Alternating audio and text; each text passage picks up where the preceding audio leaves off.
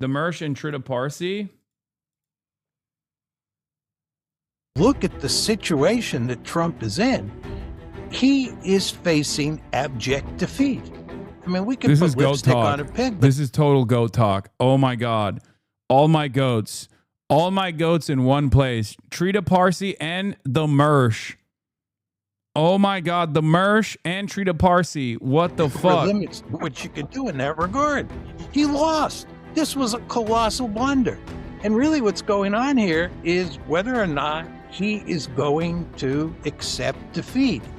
Mearsheimer, please, I'm begging you to come on the broadcast. I love you. Please, please, you are my goat. Why won't you come on the broadcast, Mearsheimer? Project Mearsh. How do I not have a single fucking student of his in my chat? How? How is that possible? What the fuck are you guys doing? Actually, what the fuck are you guys doing? Get to work, chatters. Why do I have this clandestine network of parasocialists out there all around the world, and definitely in the United States of America, specifically in institutes of higher learning? How is this even remotely possible that I haven't had one fucking student of the Mearsh go up to him and be like, Mr. Mearsh, we really would like for you to collaborate with HasanAbi Piker. It doesn't make any sense. Contact Jeffrey Sachs. He knows Mearsh. It's embarrassing to fucking ask Jeffrey Sachs to be like, hey, can you put me in contact with the other goat? You are my goat, Professor Sachs, but I have another goat professor as well. Question is, why/how are you not trying hard enough to get him on? We are. We've been emailing him. He doesn't respond. And I don't even know why. We have emailed him a couple times at this point. I don't think he looks at his emails that much. Become a professor and you can talk to him professor to professor. I am a professor. Dr. Jihad. Remember? Dr. Jihad? Professor of jihadology. Okay? PhD in racism. You know this already. Doctorate in jihad and I'm a professor of racism. I got a PhD in it.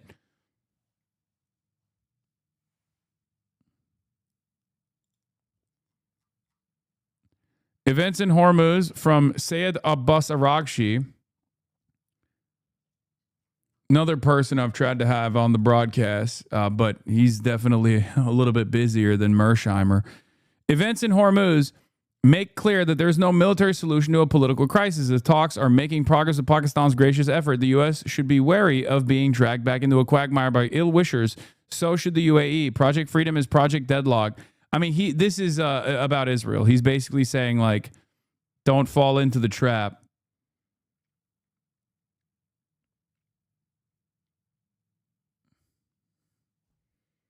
You need a student's recommendation. Open Presence! Oh my God. Open Presence is back, dude. Is the straight open now? Is that what that means? Open Presence, thank you for the hundo.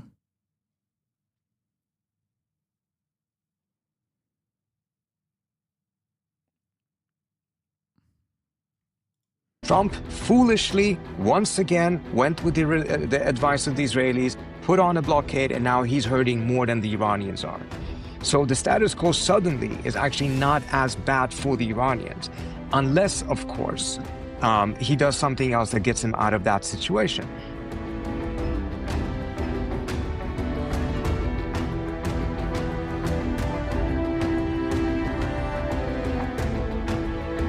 Hello and welcome to Switzerland. I'm Tom Switzer. Always great to have your company. And our guest today... That is not the voice I was expecting from this fucking guy.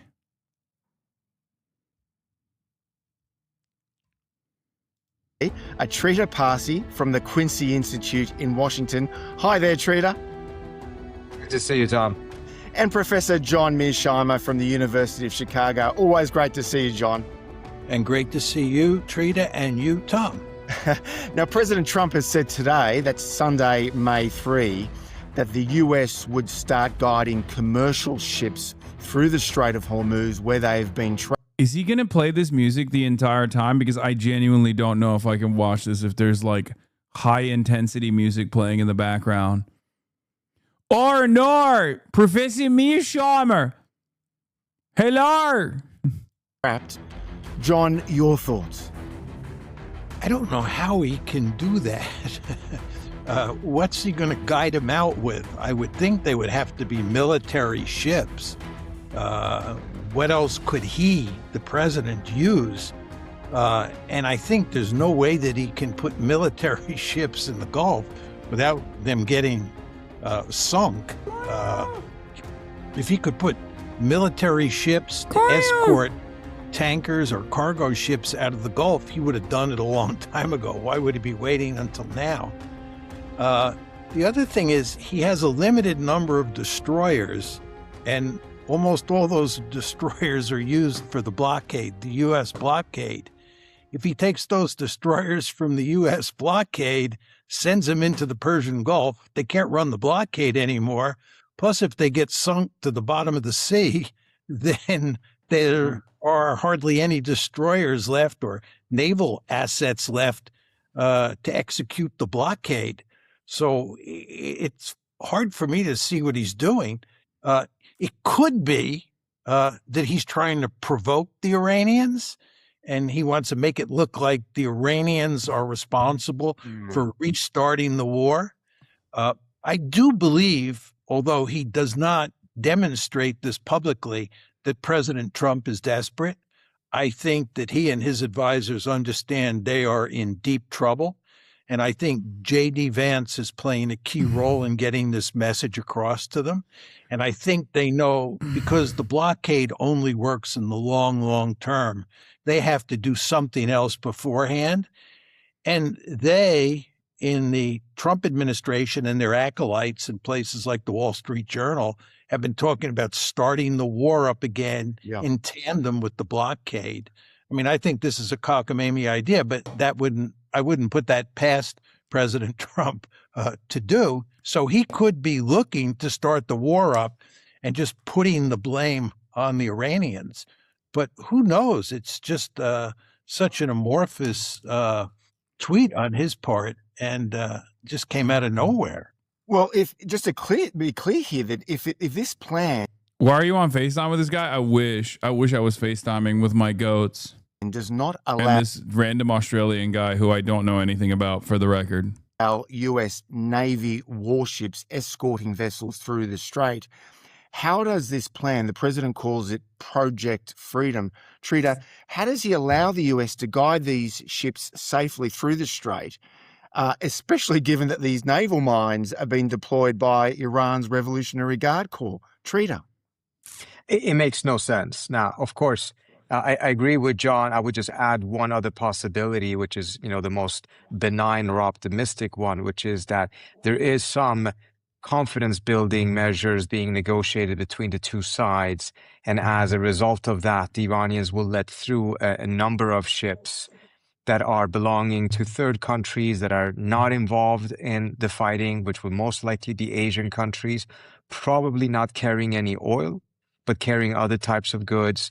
And Trump kind of wants to take credit for it, but it's probably some kind of a confidence building measure that may have been negotiated between the two sides, which is partly because a lot of these Asian countries at this point are really starting to lose patience about the situation. They're the ones, I mean, you would know better than me, Tom, sitting in Australia, that are paying the price for this war.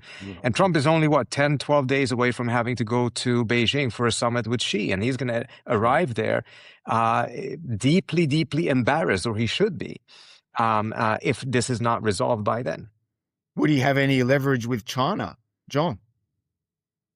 Would Trump have any leverage with China? Well, China needs the free access to all the transport through the Strait of Hormuz, correct? I don't think, Tom, he needs leverage with China. I think the Chinese want to end this as quickly as possible. I think almost every country on the planet, except for Israel, wants to end this one as quickly as possible. I realize that, but he might be thinking he'd put pressure on Beijing to put pressure on the mullahs.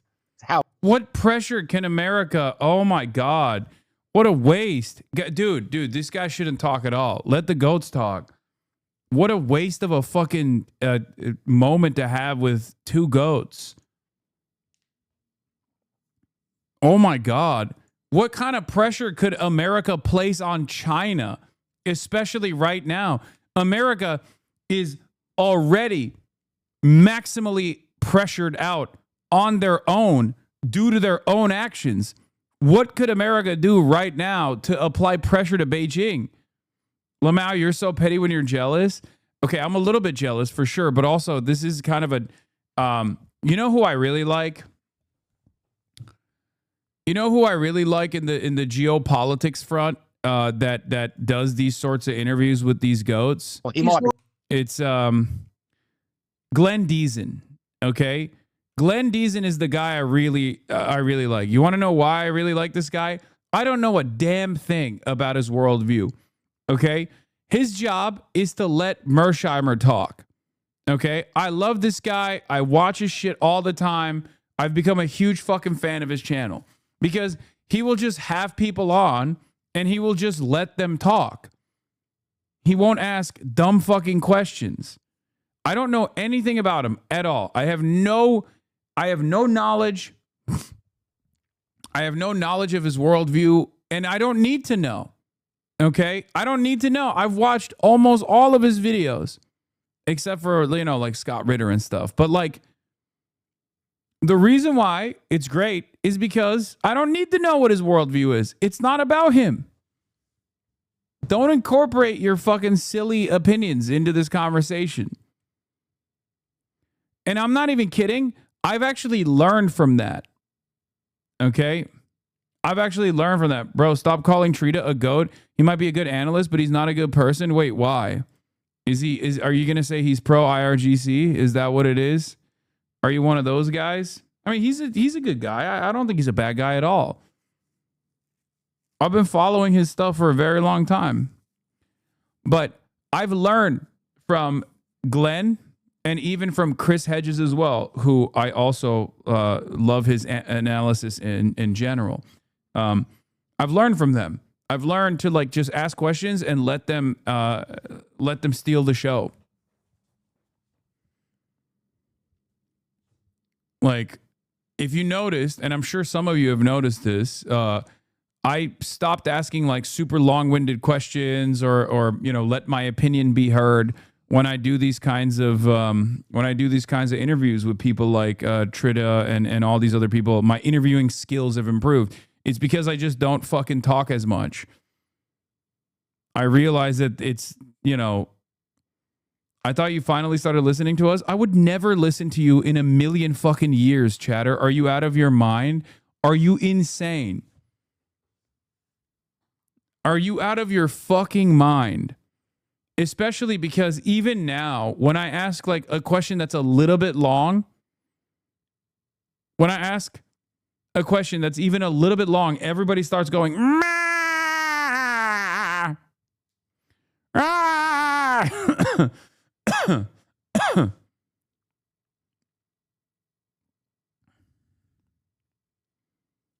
We've been saying this for years, bro. I don't care. Even if you were right, I don't care.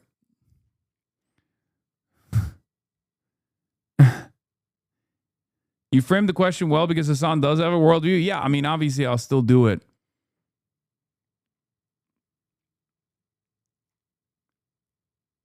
Can I be honest? You still interrupt sometimes and it just turns into a conversation instead where you go back and forth. Shh. It's okay. It's okay. Your ass sounded like a goat there because you guys do sound like you're yelping goats sometimes. Anyway, speaking of the goat, let's get back to Mearsheimer. He doesn't even have to do that. Beijing is putting pressure on the mullahs, and it put pressure on Pakistan. There's no question about that. But the fact is the Iranians are not going to give in to the Chinese any more than they're going to give in to the Americans. The Iranians face an existential threat. They don't have many friends in the world. and they're not going to let the Chinese pressure them into a situation where they're at a disadvantage vis-a-vis to genocidal. TRITA told me that that wasn't the case, by the way. So there's actually a disagreement here. I don't know if he'll advance that or not. But I asked this exact same question to TRITA, if you guys recall, where I said, do you think that the Chinese are applying pressure to Iran? And do you think Iran will listen to the pressure by the Chinese? And TRITA said, I don't think that Chinese are applying pressure to Iran. I think they're staying out of it. Adversaries, one known as Israel and the other known as the United States. Just not going to let that happen. Well, that brings Can I add something?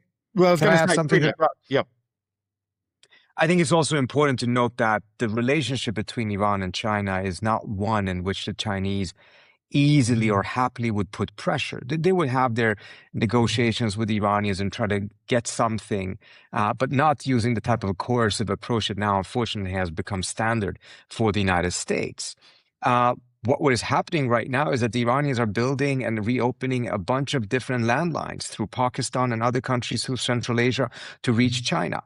And this is done in collaboration with the Chinese. The Chinese announced just yesterday that they're not going to accept any interdiction by American ships in the Indian Ocean of Chinese ships carrying Iranian oil.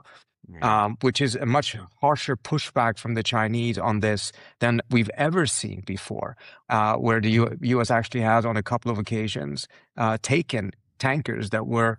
Imagine scoring a three-way interview with Mearsh and TRITA, choosing Pirates of the Caribbean score intros and on them, and then immediately asking if China secretly likes this war. Yeah. Carrying oil that the Chinese already had purchased. Hasan, important. I dreamed about Mearsheimer changing his opinion on the USSR and on Marxism-Leninism. When I woke up, I thought it was a YouTube video and tried to put it back on and increase the volume on my phone. When I realized what happened, I closed my eyes, laid down, and envisioned myself pressing a big play button on my phone, and the dream continued. Needed to share this with the world. Thank you, Cucumber Skin Harvester. What an insane thing to reveal to this chat. I emailed him for you. Hello, as a fan of HasanAbi Piker, who's one of the biggest and most vocal fans of the Mearsh, I am reaching out in hopes of aiding in uniting these two titans. Hasan has endlessly expressed his admiration for Professor Mearsheimer and says he dreams of having his goat on his broadcast. Thank you for your attention to this matter, a concerned fan. He's never going to come on now. We're fucking cooked, dude. What a ridiculous... What a ridiculous situation. I'm never meeting him now. What have you done, man? So I think you're seeing a toughening position by the Chinese vis-a-vis the U.S. And behind the scenes, I'm sure they're having some tough conversations with the Iranians. But that one is nevertheless more collaborative and kind of solutions-oriented than what we saw from the Chinese, just pushing straight back against any idea that the U.S. would be able to take any of their ships. And yet, meanwhile, TRITA, it's been reported that Tehran's put forward this three-phase proposal. You've called it a grand bargain. Tell us more.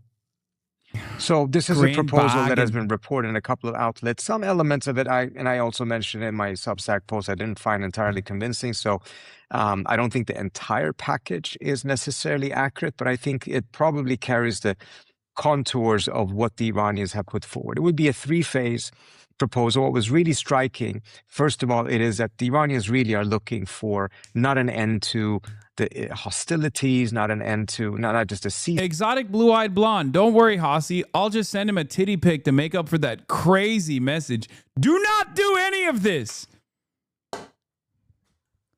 Oh my God. Stop. Fire, not even an end to the war. They're looking for an end to the U.S.-Iran conflict of 47 years. What the hell is wrong with all of you? They're looking to make sure that there's not only a non-aggression pact, but also something that is embodied in international mechanisms to ensure that the war doesn't restart, which suggests that this had to be... The goat Mearsheimer is happily married to his wife. Be codified at a minimum. Madam Professor Mearsheimer. In a UN Security Council resolution, and that they want the Chinese and the Russians to be guarantors of it. When you look at the language that was released. Interestingly enough, they're putting an end to the war at the very first phase. The reason I thought that was interesting is because if that happens, then in the next phase, when they're supposed to negotiate the nuclear deal, the Iranians don't have that much leverage. They have their nuclear assets. But we've seen that the nuclear assets are no longer sufficient to compel the US to give any major concessions to the Iranians. So I suspect that the reason why they put that in the first part is potentially because it's a concession to the Chinese and Asian countries, trying to essentially make sure that they get the Strait open, etc., first, so that these countries will not suffer economically before they go to the nuclear talks, even though it actually reverses things from the standpoint of where Iran would have the greatest amount of leverage. And the last phase would be, if all of this works out, that there would be a new security architecture set up for the Persian Gulf, which is a long-standing Iranian position already back in Resolution 598 that ended the Iraq-Iran war. The Iranians interjected, I think, the second to last paragraph about that, and that it would actually be done under the auspices of the P5. What about the uranium enrichment, though? So on the uranium enrichment, that's the part that I found most unconvincing.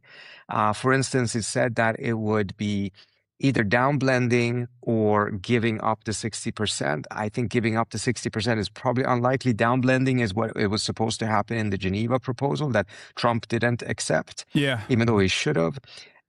They're saying a moratorium of enrichment for 15 years. I find that unlikely. I can see a scenario in the Geneva proposal. The Iranians essentially, together with the Omanis, agreed on this idea that they would only enrich uranium for specific needs. How do you think the China meeting goes? Like, what are the outcomes in your assessment? I don't think the China meeting happens.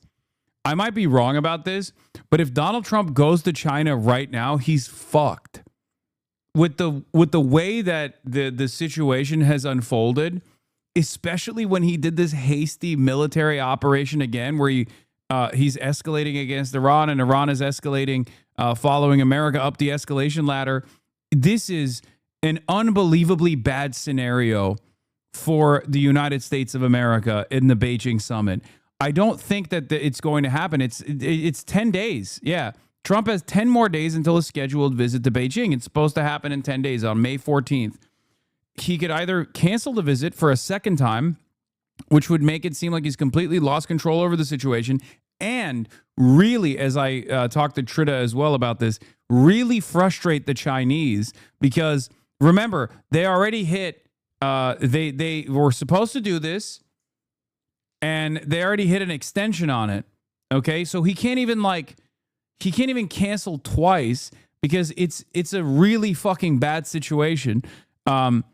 If he pisses off the Chinese one more time, I mean they're always in favor of stability, but it's an admission that America has lost control over the Strait of Hormuz. I don't even know what the fuck he's planning on doing here. It will make it seem like he's completely lost control of the situation, or arrive and be subject to a situation where he is pressured over the continued closure of the strait, which will wind up becoming the dominating issue in the talks alongside Taiwan.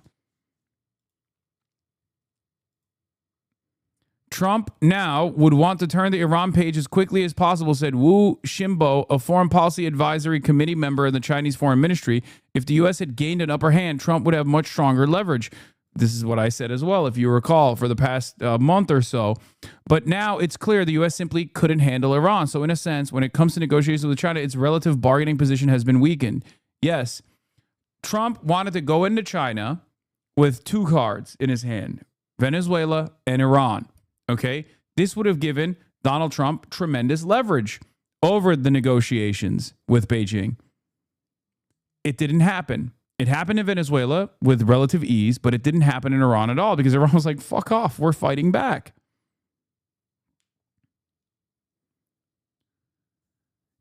And the thing is, Venezuela and Iran packed up would give Trump leverage, right? But it still would not have evened the playing field against China. Okay?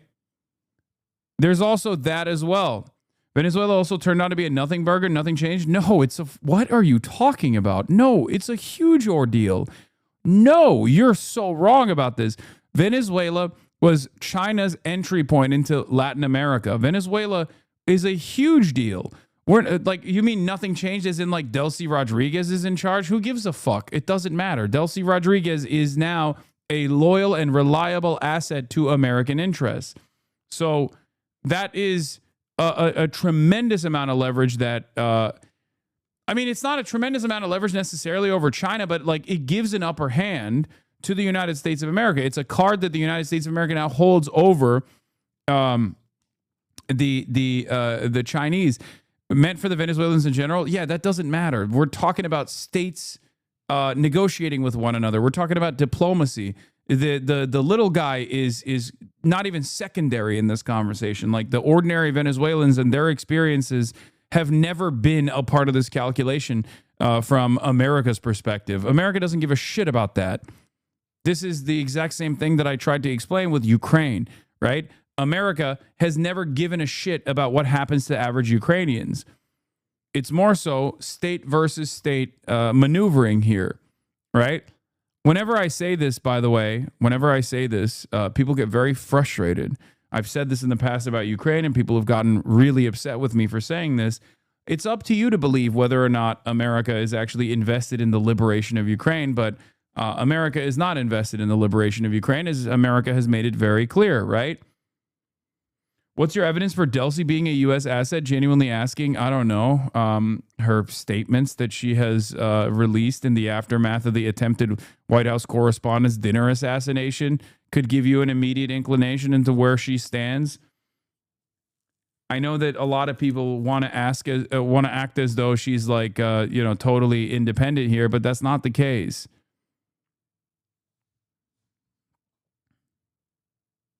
Yeah, she's not sending oil to Cuba, for example.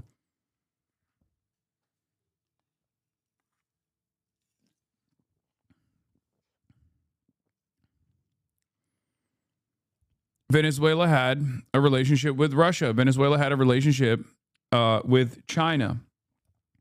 Venezuela is now sending oil to Israel. Like, what are we talking about? Venezuela is not only sending oil to Israel, but also all the oil revenues are going through the American treasury. You know that, right?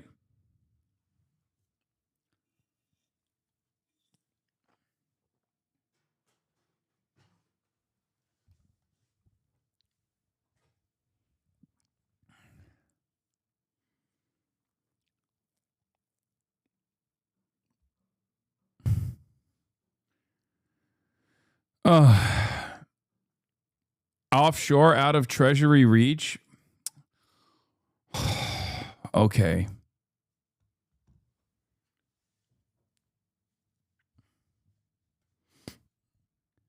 Last I heard, Russia had a tanker on the way to Cuba. Whatever happened to that? Oh, they did. Cuba is receiving oil from Russia, or at least received one oil tanker so far. Not sure if they've received more. Does that mean U.S. is cooking the books? U.S. is taking a percentage of all the oil revenues of Venezuela right now. Like, they are currently doing that. That is what's going on. That's why Chris Wright was in Venezuela recently. So, yes, Venezuela is now a total vassal to U.S. interests. They also seized a bunch of Venezuelan gold as well, in a way that, in a manner not dissimilar to Iraq.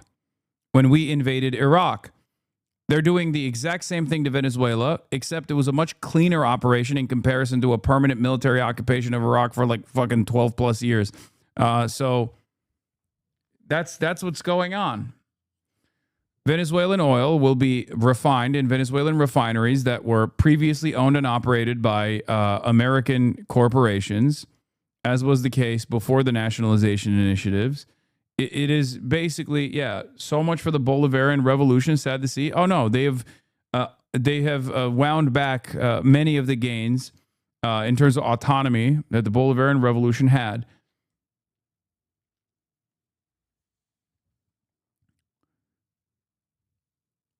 We did that. And that's a big deal. That is leverage over China. Now, China might not think that it's like that significant. Clearly, they don't. Clearly, they don't consider that to be that important. But if they had gone in with control over the strait, eliminating Iran, or having a pliant puppet regime control Iran in a way that's not dissimilar to Venezuela, then that would be consequential for sure. Because China's energy needs are met through the Strait of Hormuz. Sure, they get a lot of their energy needs from Russia as well, but a big chunk of that still comes from Saudi Arabia, the United Arab Emirates, and a smaller percentage of that, up to 10%, comes from Iran. 10% of Chinese oil and gas is coming from Iran. Meanwhile, that's like upwards of 80% of all of the oil and gas that Iran sells. So Iran is in a position where they are greatly invested in not pissing off China. Whereas for China, I mean, 10% is still pretty significant, but the much more significant aspect of this relationship is if Iran was no longer sovereign and had a puppet state in charge of Iran, there would no longer be any sort of America could basically control the Strait of Hormuz. Okay,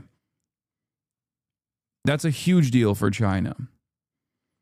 Now, I don't think America would piss off China regardless. Like, that's why I'm saying America would have leverage in this negotiations process against China, because China has export controls that they can deploy on the United States of America and render its entire national security and its entire industry ineffective. Okay? If China could, like, if you go to the table with China,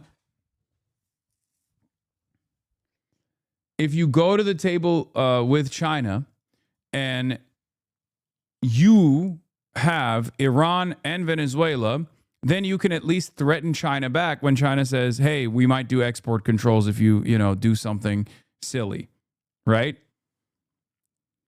But given the Strait of Hormuz part of that bargain failed spectacularly, and it failed in a way where America basically showed its ass, I don't even think the summit will happen. And only two needs were identified. We kidnapped Maduro. We don't care about pissing off China, Hasan. Oh my God, this guy's still here. What do you mean even playing field with China? China never used anything to their leverage. So why do you think this meeting will be influential? If anything, we're running all over them constantly, bro. Lol. Oh my God, Gangy is back. Oh God. He's still here, man. Trey is still fucking here. Comparing Venezuela to China is a take? Wait, are you talking to me?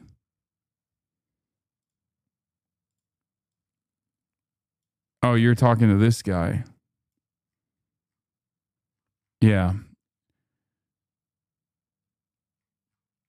Chatter is talking to me via a phone or a laptop that was literally built and manufactured entirely in China. Okay? Utilizing the internet, which has wires that were also most likely manufactured in China that were laid down on the ground.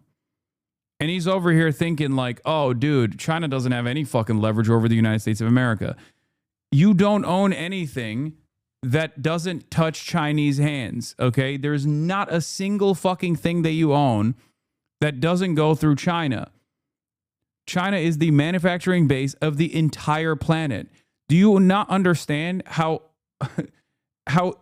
impossible that is for America to just like have a relationship with China where China doesn't have tremendous leverage over America? China has a monopoly on the procurement and refinement of all rare earth minerals, including magnets that are necessary for American missile production. Oh. Why the fuck do you think Trump is going to Beijing if America's in such a tremendous position of power over China? An American company, though, big bro, and they never use their leverage, though. That's what I'm saying. An American company is meaningless. If China says we're going to do export controls, then all American companies perish overnight. What are you talking about?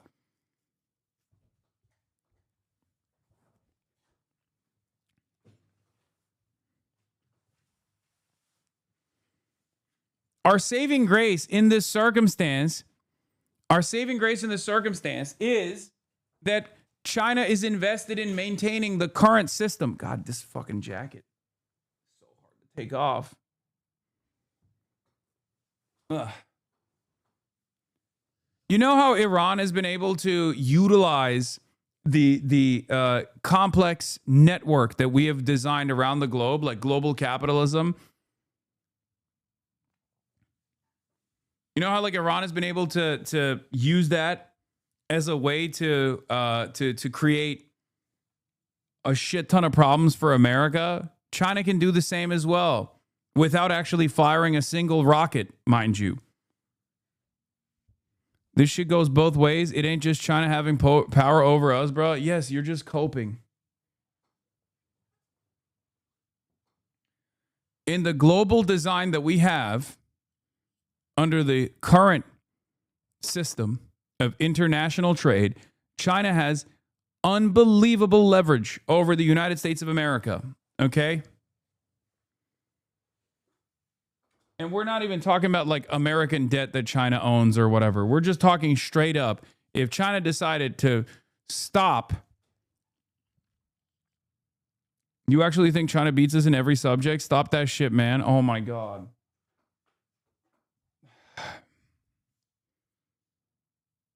This is Mr. Contingency. Hey, remember, you know we have access to your old statements, right? Remember when you were like, oh, America's going to pack this shit up, dude.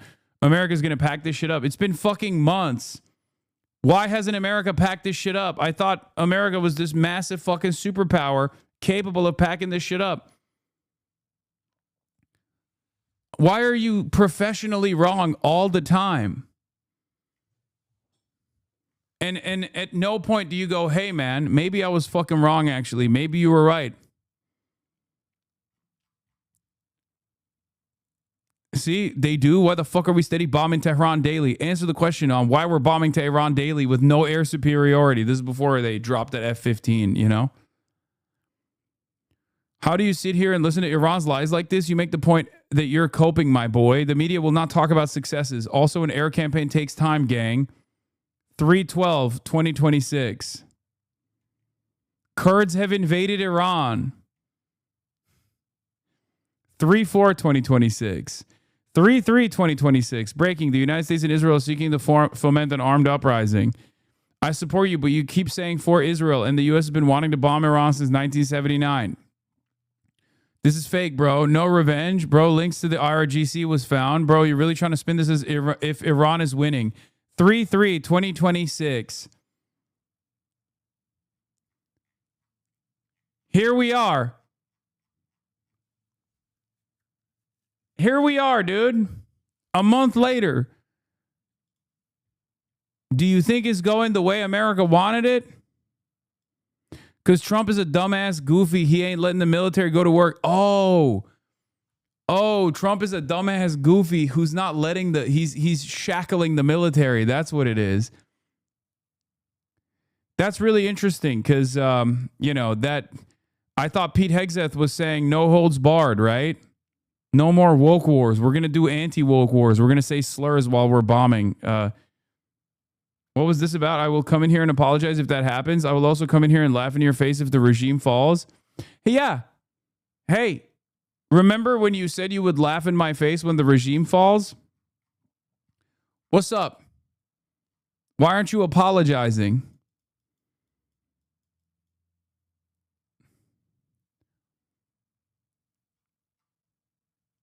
What's up, dude? It turns out it's only 2 months, big bro. Give it time. Oh, Jesus Christ, dude. Oh, my God. Okay. The TRR reactor that is producing medical isotopes, and a new reactor doesn't even go online for another 7 years. Now, the TRR already has fuel pads that last for another 5 to 7 years. So, in essence, the Iranians would not have a need for enrichment for 5 to 7 years. And that's how they would get around the idea of them not enriching. It wouldn't be a moratorium. It would be on a needs basis. Now, could you extend that to 15? You could. You could downblend the 60% and immediately turn it into fuel pads for the TRR. Or you could have Russia or France provide these fuel pads up front so that the Iranians have guaranteed energy or fuel pads for these reactors for another 50. So there's some elements that are possible to do, but the idea that, it would be a moratorium or that they would give out or give up the entire 60%, I find unlikely. Okay, so still a bit murky, but we're talking about possibly a 15-year enrichment freeze, a guarantee to a non-return to war, compensation clauses, a new regional architecture, which presumably means, from Iran's perspective, America restraining Israel. John, can you imagine Washington signing up to those terms as TRITA is put forward? No. I mean, I had a somewhat different view than TRITA did on the nuclear issue, and I'd be curious what he has to say. And let me just preface what I'm going to say by noting that it's not clear exactly what the agreement looks like. To some extent, it's like reading tea leaves to try and figure out what this new Iranian proposal is. But I interpreted it to say, which is pretty much consistent with what TRITA said, that in the first 30-day period, we actually implement the ceasefire. It's important to emphasize there is no ceasefire now. There's a pause. To get a ceasefire, you need to stop the fighting in Lebanon and you need to open the strait. That was the original deal. So in the first 30 days, you'll end the fighting in Lebanon. Good luck on that.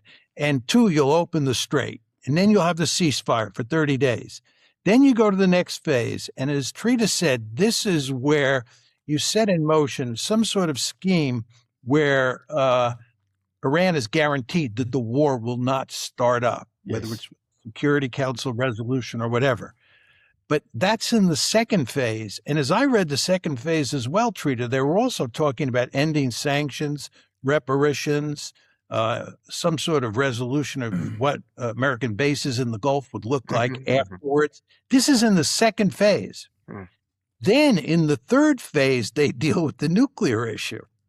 Now, that I think that story I tell is consistent for the most part with what TRITA says. But where I disagree with TRITA, and again, I'd be curious to know what he thinks, and you think, Tom, I think that the Americans lose all their leverage if you put the nuclear issue to the end. That's how I thought about it when I read it.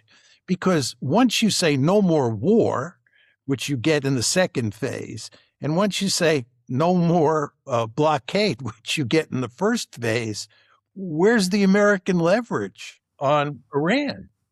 Yeah, where is the American leverage on Iran if you kick the can down the road on nuclear enrichment? TRITA. So I think I differ there a little bit. I think it's a great question. Let me answer how I see it. If you go to that scenario, then you're essentially in the scenario prior to the war beginning. So we're back in February 27th, with the exception that the Iranians have some sort of a guarantee to the degree that they are trusted that the U.S. is not going to attack them. What we saw in the period after Trump bombed Iran's nuclear facilities is that the Iranians just didn't have the nuclear assets to pressure the U.S. to come back to the table and negotiate. They weren't doing any enrichment. They didn't have access to their 60%. They know that it's somewhere on the ground, but being able to access it is a different story. So their nuclear dossier was just not what it used to be when they were running 20,000 centrifuges and were amassing LEU and 60% enriched uranium. That's the kind of stuff that really worried people in Washington and provided the Iranians with leverage. None of that is happening right now. So you take away the war pressure, and it's not to say that the pressure of the war doesn't pressure Iran as well, but it is risking to. Trump had a better deal than the JCPOA just before they bombed Tehran. Kushner and Wickoff were too dumb to understand it. I don't know if they were too dumb to understand it or if their goal was to not understand it, if that makes sense. But now they have a objectively way worse deal. Destroy Trump's presidency with gas prices going up and all of the economic crisis that it's causing. Whereas the Iranians, despite the fact that they're in a very tight situation. There's no world where you enter a conflict and your opposition has more leverage in the aftermath of that conflict and you can just turn around and be like, see, we secured a W here. It just doesn't work that way. It doesn't work that way at all.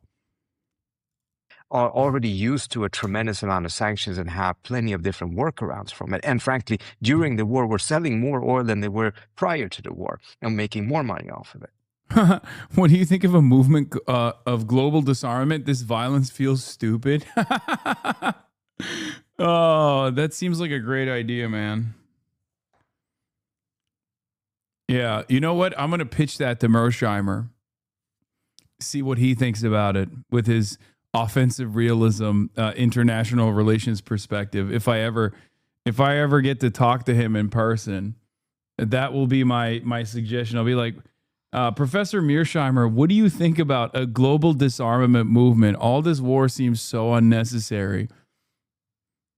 That would be the equivalent of me asking Jeffrey Sachs if there's anything that would cause him to second guess whether or not markets are actually totally out of whack, and that the markets are not actually pegged to any sort of fucking fundamentals whatsoever, but instead totally reacting in an irrational way. Bro, just go audit his class? No.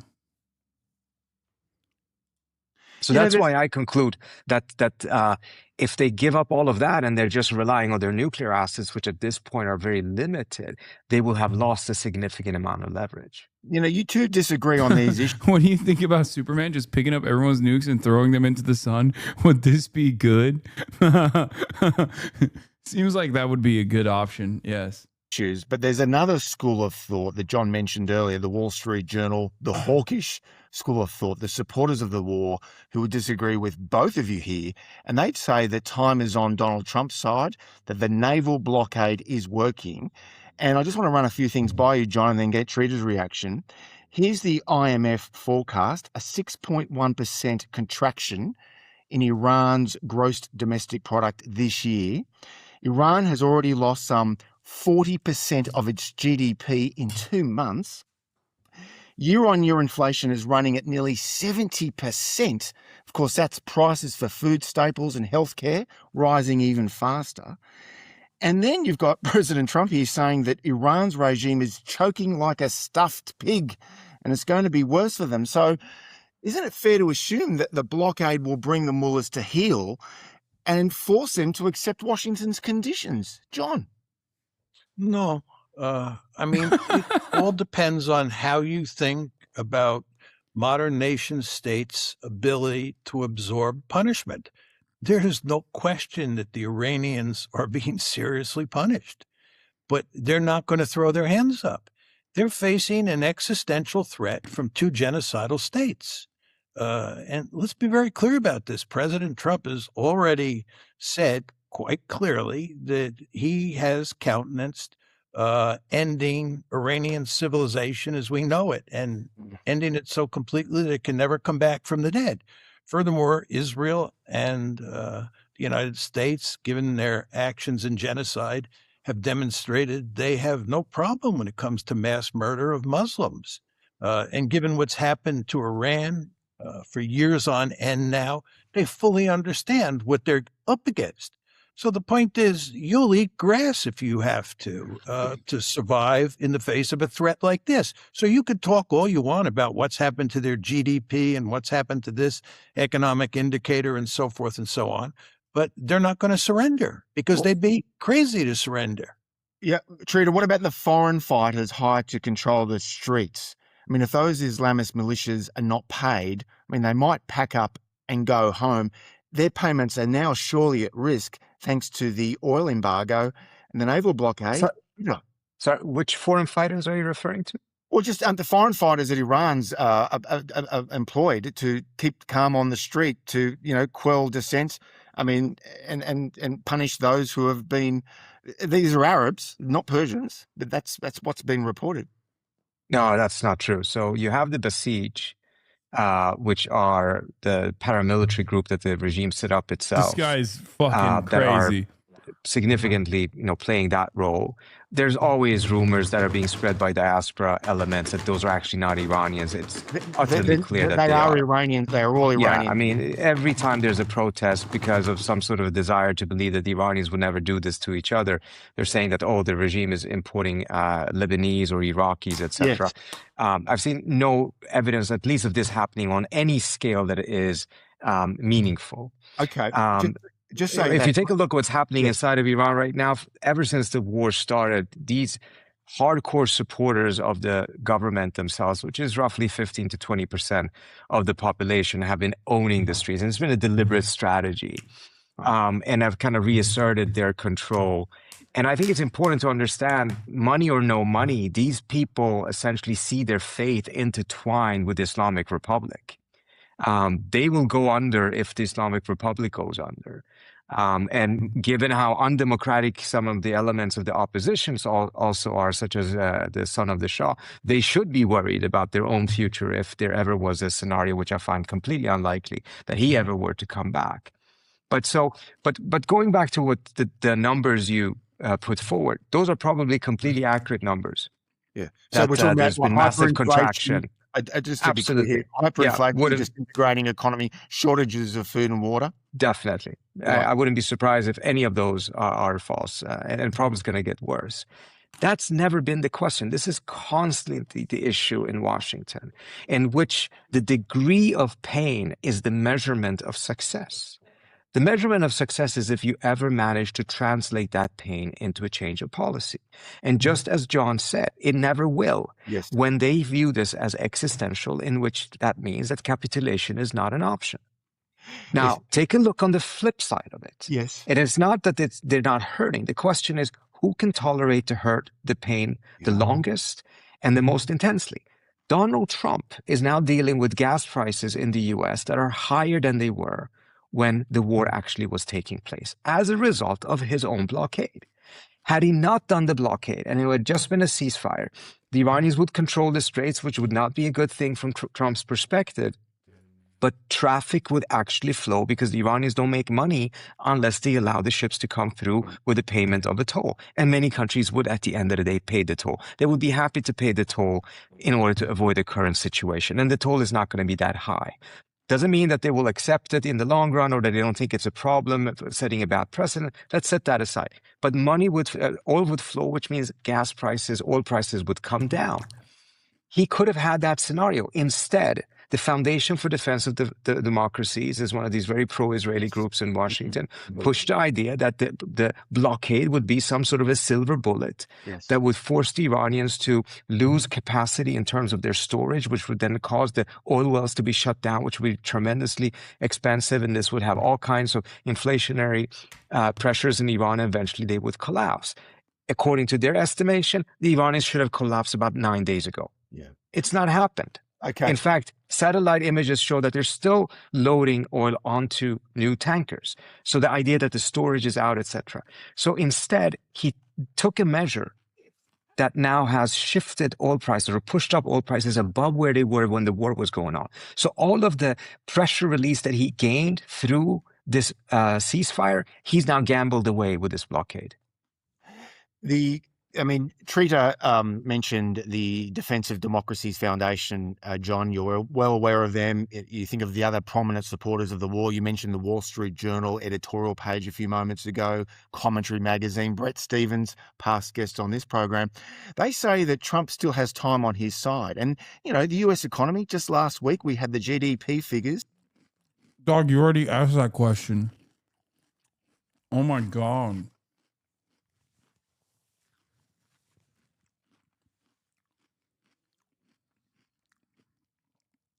Is he going to repeat the same question again?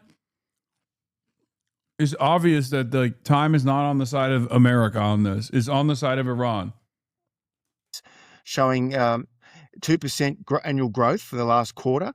The US stock market remains surprisingly bullish. So they'd say to you, why can't Trump simply ride out this storm? John? Well, oil prices, food prices, and assorted other prices really matter enormously here. And inflation is picking up ahead of steam. And what you're going to have eventually in the West is stagflation, because you're going to have to raise interest rates to deal with inflation. And when you raise interest rates, you're going to slow down growth. And you want to remember that the economic consequences of the February 28th decision are just beginning to bite now. Yeah. They're cascading their way through the system. And if you listen to people in Europe talk about the future of fuel prices for aircraft and so forth and so on, you listen to the British talk about servicing their debt, there is big trouble coming. And everybody knows that. And the Asian economies have already felt that, as you know, as an Australian. So this is only going to get worse with the passage of time. And that's why Trump wants to end this as quickly as possible. But the key question is whether the Iranians are going to throw up their hands. That's what President Trump, the Wall Street Journal, and others are betting on. Yes. That's going to happen. And I'd be willing to bet a lot of money that's not going to happen. And I'd like them to show me a historical example involving a war of this sort, where massive punishment was inflicted on a society, and the leadership then threw up its hands. You just don't find any evidence of that. Well, gets Hey, back can I to just add one another thing, Freedom. Tom, as well, which I think is really important? The two clocks ticking right now is not whether the U.S. economy is going to collapse before the Iranian economy collapses. That's not what we're talking about here. Yeah. It's whether the economic pain in the U.S. is going to translate into a political crisis for Trump. Something to always consider that I bring up all the time is the Palestinians, for example, can withstand a lot more pain and punishment as opposed to like regular Israeli society. And the same thing goes between the United States of America and Iran. The Iranian economy has already had to exist outside of the global marketplaces because of America's sanctions regime. So their regular day-to-day existence, even before this war, was much more resilient than the Americans are. Americans are used to never having any inflationary shocks.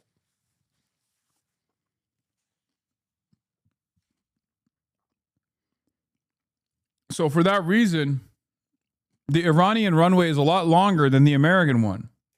Before the economic crisis in Iran creates a political crisis for the current government over there. And when you look at it that way, you see very clearly that Trump is going to face problems much, much sooner than the Iranians will. And that's what's all that matters, because he has midterms coming up. Republican members of Congress are getting more and more angry that he's not ending this war. They're going to lose their seats. And many of them have already, we have a record number of Republicans, more than ever before, who are not even. Also, TRITA also brought this up, but the stakes are much higher for Iran. Iran doesn't have any other option but to continue this and but to win. America should just fuck off. You have to understand, if Iran loses, then Iranian sovereignty is gone. The Iranian state is gone. Unbelievable amounts of death and destruction. America losing here is just America retreating. So because it's an existential crisis for not only the Iranian government, but an existential crisis for the Iranian state remaining intact, of course they have to fucking fight back and will fight back and have been fighting back. Going to run because they don't see any future for their party or their ability to do anything given the massacre that's going to happen in November. And a lot of that is, of course, because of this economic crisis created by this war and now by this blockade. And the blockade takes time to work. But John, the critics, I'm sorry if I drag on about this, but as you know on this program, we like to hear the opponent's arguments because that makes your arguments even stronger when you understand their arguments at their best. They would say that because the blockade might take a bit longer, that's where a resumption of military strikes might be necessary to shorten the timeline.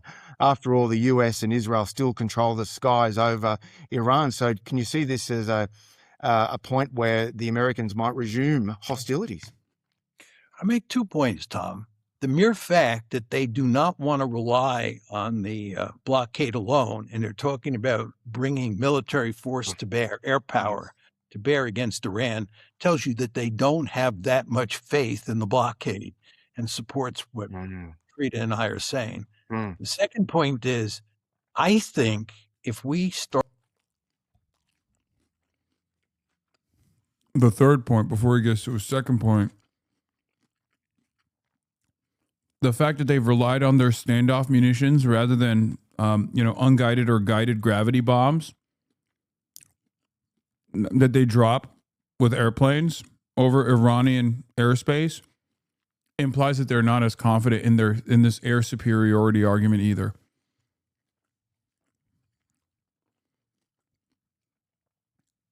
Because America has expended a tremendous amount of their near peer and peer adversary munitions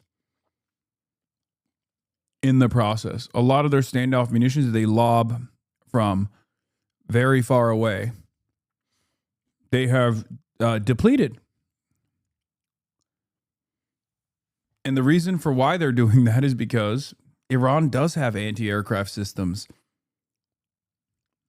And therefore, America does not have the air superiority that they want to have here. Start using military force, it will not work, and the Iranians will retaliate, and it will have even worse consequences for the international economy, and it will give the Iranians more, not less leverage.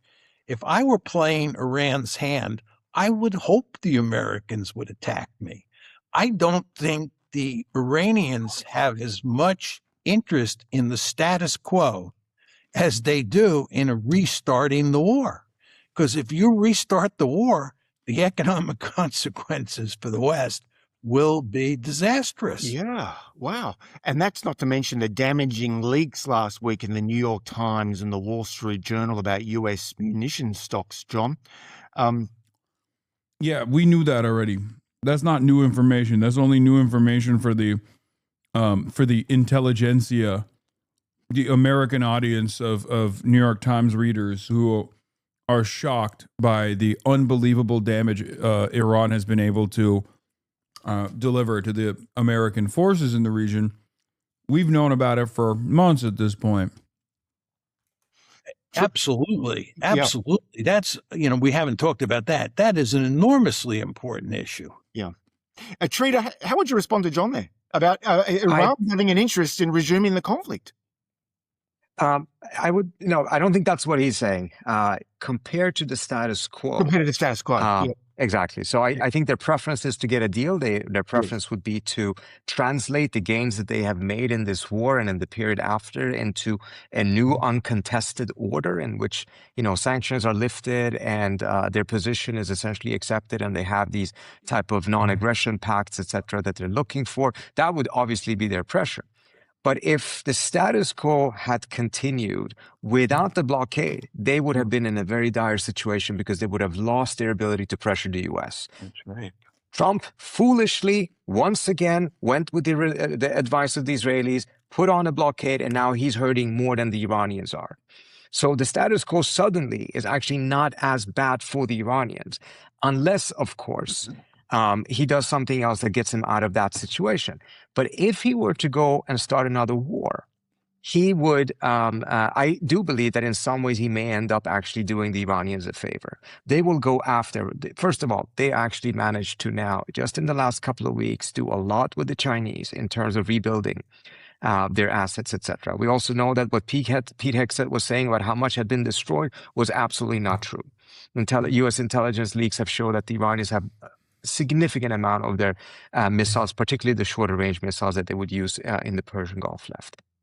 I think if we see another round of fighting, the Iranians are going to once again escalate horizontally in a way that the U.S. cannot control. They will once again have escalation dominance. And I think this time around, they're going to go after the UAE in a manner that they didn't do in the first round, even if that was a pretty rough period for the Emiratis.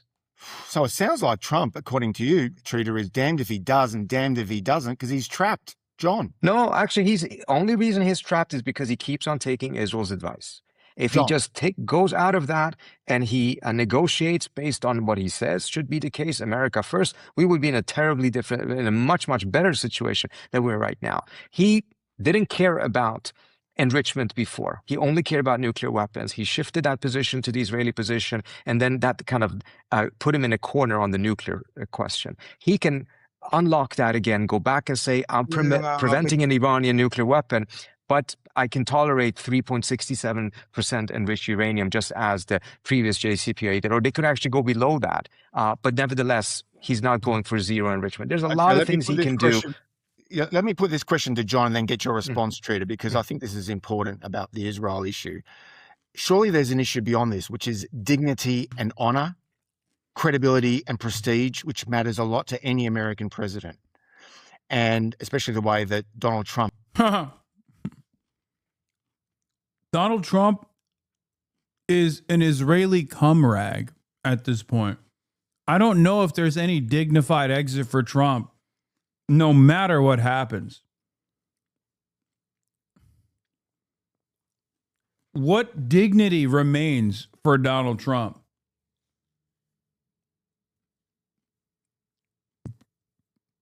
I don't even think he has I don't even think he can maintain dignity at this point. Ever again.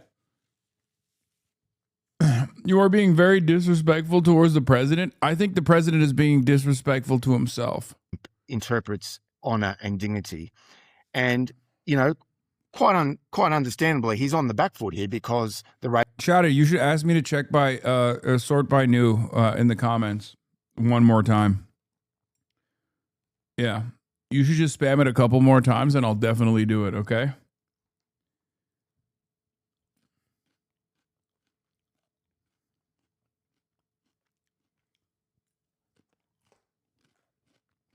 Regime looks like it's going to survive in Tehran. There's still going to be some kind of enrichment program in Iran. They've still got ballistic missile capabilities in Iran. And moreover, they've still got their militia proxies like Hamas, Hezbollah, and the Houthi rebels in Yemen. Now, these were the main conditions on February 28 for a successful outcome. At this stage, none of those conditions appear to be met. So how can Trump resolve this given all of that? John? Well, let me make 2 points. One is a minor point, and the goal here was to do away completely with Iran's nuclear enrichment capability. So whether you put limits on it for 5 years, 10 years, 15 years is largely irrelevant to that point. Yes. Their nuclear enrichment capability is going to remain intact. Exactly. So just to reinforce what you said, Tom, he fails across the board. And what you have to add to that is that the Iranians, who did not control the strait on February 27 and have a toll booth in it, now control the strait and have a toll booth in it that they don't intend to give up. Furthermore, we had all these. My dream is to laugh it up with the goat Scheimer like this, okay? Just yucking it up, okay? Laughing away. These fancy military bases in the region on February 27th, and almost all of them have been either badly damaged or destroyed. So if you sort of look at the situation that Trump is in, he is facing abject defeat. I mean, we could put lipstick on a pig, but there were limits to what you could do in that regard. He lost. This was a colossal. Connor eats pants. Check Connor's message. Nick Shirley out journalisming you on Cuba. I was almost taken hostage in Cuba. I went to Cuba to document the humanitarian crisis and show life under 60 plus years of communism. Now I'm in the U.S. blockade. Once I landed, they seized all my cameras except my iPhone and had intelligence agents follow me all day until my security noticed their spies tailing us to the hotel where they waited all night for us to come down. Under communism, there is no free speech, and those who show the reality or speak up are imprisoned. Me going without a planned Cuban government guide nearly got me and my security taken hostage or imprisoned. The situation in Cuba is much worse than anyone knows. Yeah, it's weird because I did the same shit, and I went to Cuba, and I did not have an experience anywhere near whatever the fuck he's talking about.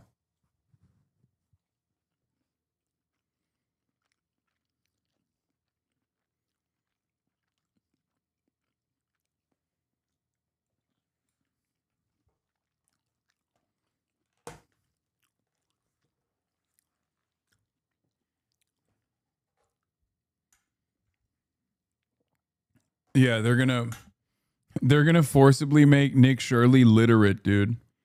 That's funny, chatter. They're gonna teach him how to read and write before we get to the embassy.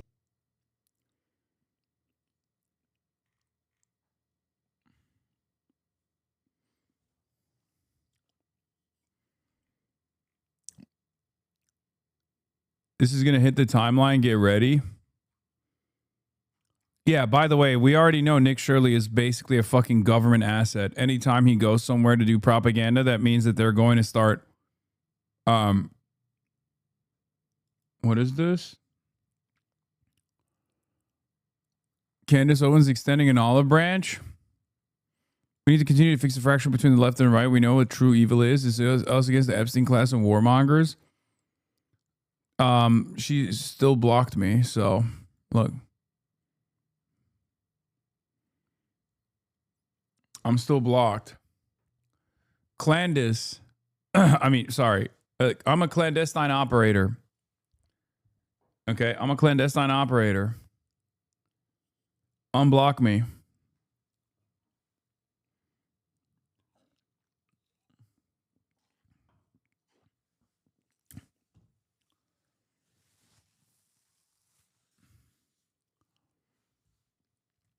Why are you blocked? I've been blocked for years. Why do chatters want to work with white nationalists so badly? What the fuck's wrong with them? I think they're memeing. I don't think chatters are being serious.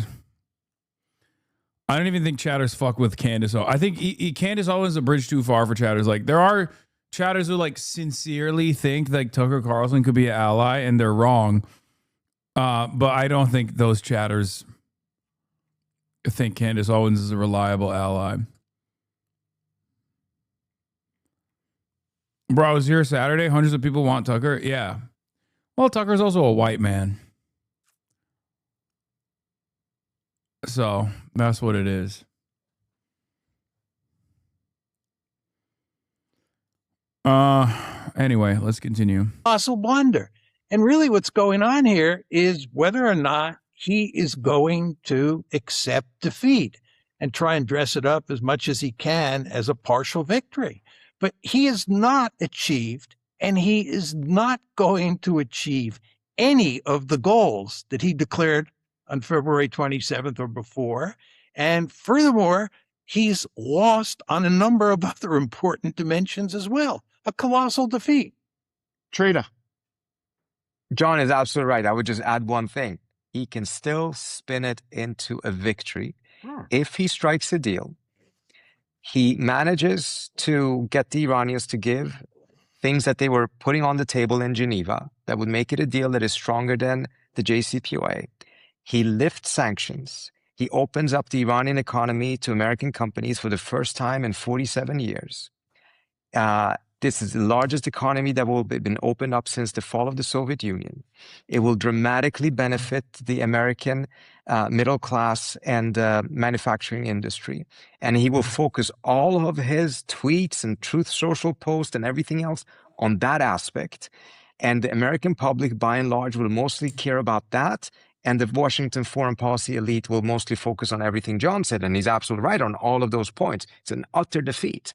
But for Trump, the former of being able to say that he did all of these things and open up the economy and benefits American businesses is going to be his only message. He'll talk about it over and over again. He'll make up some stuff about it. He's changed the regime in Iran or whatever. No one believes that, but that's fine. But he can still turn this around because he's Trump, because he has that capability. Any other president, it would not even be a consideration or an option for him to even think about this. To the extent that TRITA is right, John, how would... No, the only thing that's different about Donald Trump, and we did talk about this, by the way, Trita and I talked about this as well, and I agree with this assessment at least. The American Treasury never released sanctions against American companies, but they released sanctions against European companies. Donald Trump is invested in releasing sanctions against America as well. That's a huge deal. And that is something that the Trump administration would do. That is something that Trump would do. No other president would be willing to do that. Like Barack Obama wasn't willing to do that, and he would not do that for the JCPOA. But Trump would, because that would, and I mean this seriously, that would mean having a Trump Tower in Tehran. And I'm not joking when I say this, okay? Please understand, I'm not joking when I say this. That is a huge sweetener for this deal, okay? That literally is not a joke. That is a literal reason as to why Donald Trump would actually think about releasing the American sanctions on Iran. Iran knows this, just as everybody else in the region knows this reality. And that is precisely the reason why, regardless of how aggressively Trump is behaving like a servile little piggy for Israel, that is the only option that the Iranians have. Trump's intellectual supporters on Iran, the Defense of Democracies Foundation, the Brett Stevens of the world. Yeah, will it happen though? No.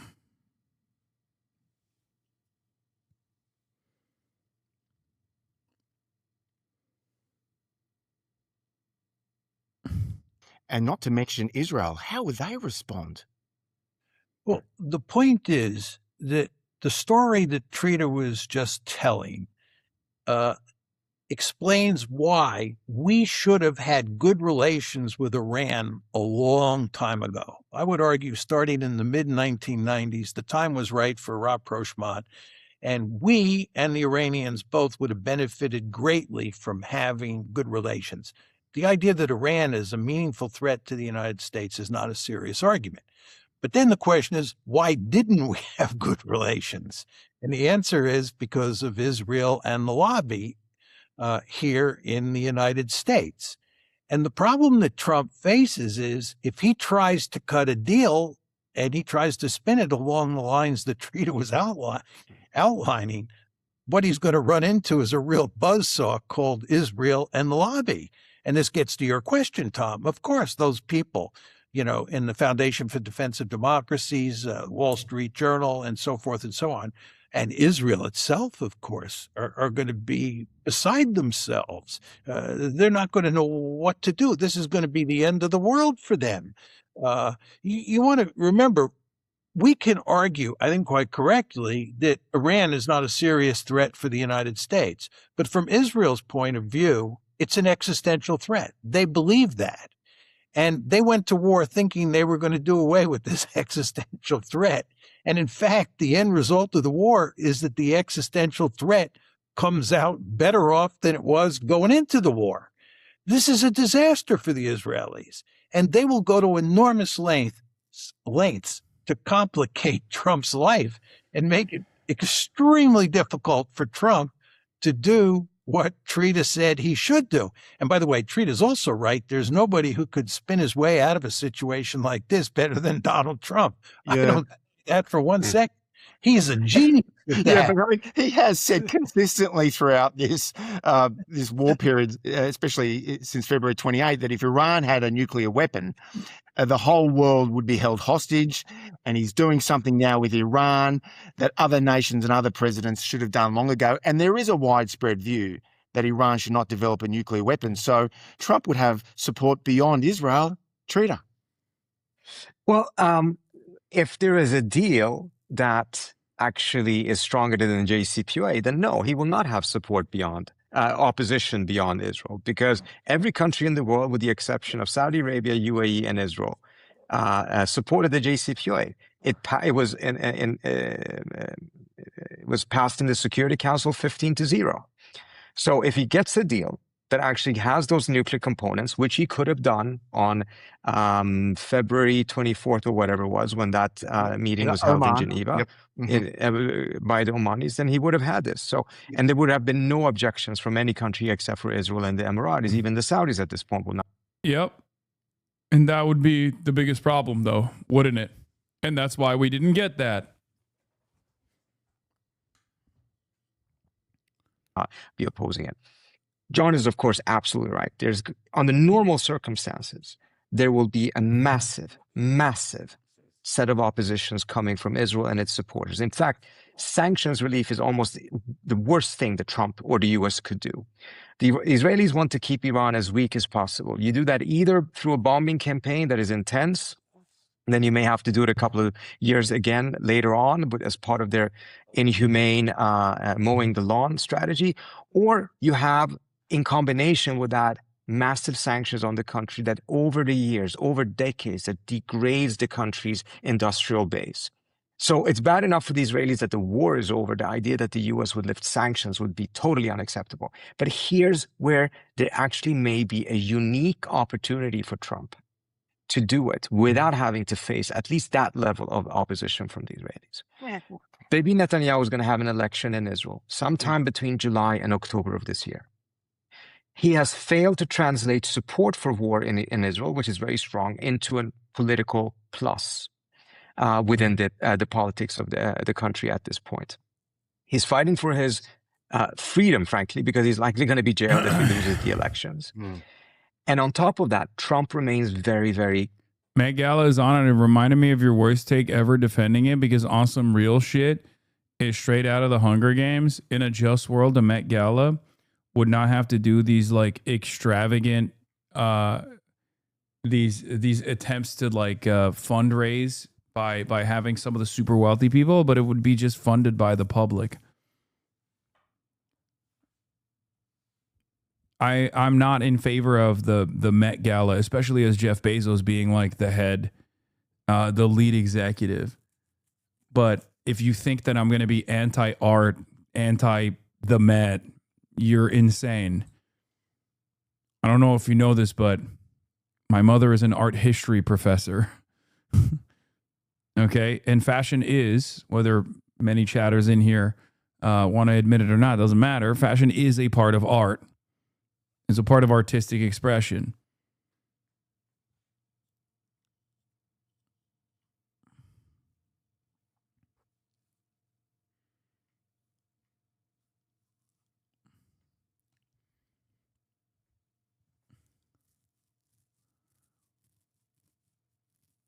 Anyway.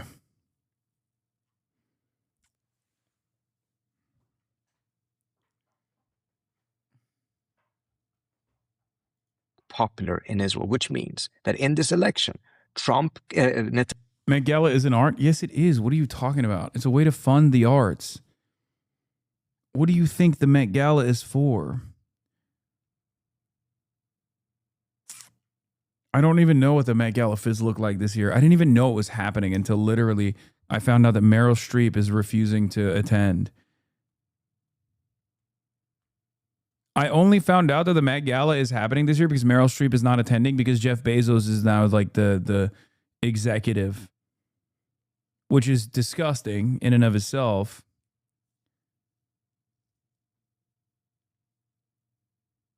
But let's see what they look like. Oh, God. Oh, my God.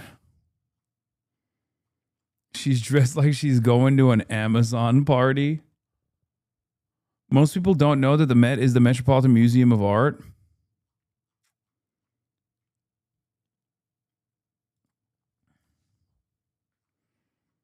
That's a fit.